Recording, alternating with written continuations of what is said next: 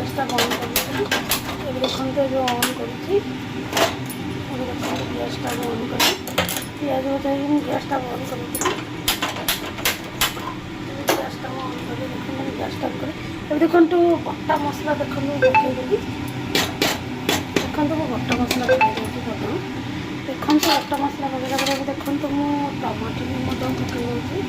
ଦେଖନ୍ତୁ ଟମାଟୋ ବି ପକାଇ ଦେଲି।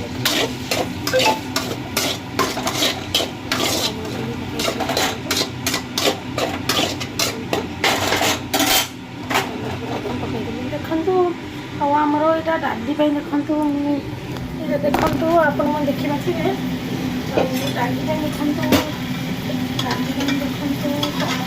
ଦେଖନ୍ତୁ ଡାଲି ମୁଁ ଡାଲି ଦେଖନ୍ତୁ ପକାଇଦେବି।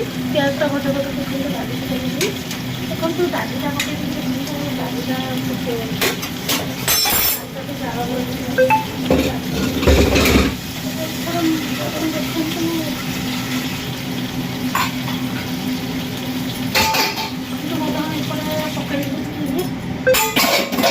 ଦେଖନ୍ତୁ ଏପଟେ ମଧ୍ୟ ମୋର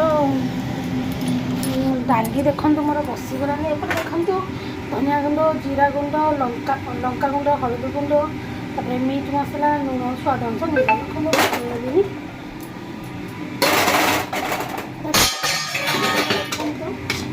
ମୋର ଦେଖନ୍ତୁ ଆପଣ ଦେଖିପାରିବେ। ଦେଖନ୍ତୁ ମୋର ଫୁଟିବରେ ଆଉ ଡାଲିଟା ବସିଛି ଆପଣମାନେ ଦେଖିପାରିବେ। ଏପଟେ ମୁଁ ଆଳୁ ସିଝେଇକି ଧୋଇକି ଦେଖିପାରିବେ। ଏପଟେ ମୁଁ ଭାତଟା ଗାଳିକି ଧୋଇକି ଦେଖିପାରିବେ ଆପଣମାନେ।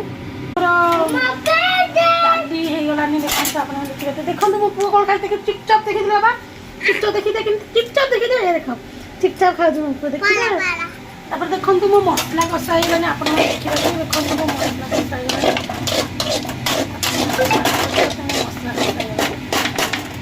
ତାପରେ ମୋ ଆଳୁକୁ ଯେଉଁ ବଦାମ ସିଝିକି ଥୋଇଦେଲି ଦେଖନ୍ତୁ ପକାଇଦେଲିନି। ମୁଁ ତ ଆଳୁକୁ ସିଝିକି ଥୋଇଥିଲି ବଦାମ ପକାଇଦେଲିନି। ଦେଖନ୍ତୁ ଏବେ କ'ଣ କରିବା ଦେଖନ୍ତୁ ବଦାମ ଏବେ ଆଳୁ ସିଝା ହେବ। ଆପଣମାନେ ଦେଖିପାରୁଥିବେ ଏବେ ଆଳୁ ସିଝା ହେବ। ଦେଖନ୍ତୁ ଆଳୁକୁ କଷା ହେଉଛି ଆପଣମାନେ ଦେଖିପାରୁଥିବେ ଆଳୁକୁ କଷା ହେଉଛି। ଦେଖନ୍ତୁ ଆପଣମାନେ ମୁଁ ଆଳୁକୁ କଷାଉଛି। ଦେଖିପାରୁଥିବେ ମୁଁ ଆଳୁକୁ କଷାଉଛି।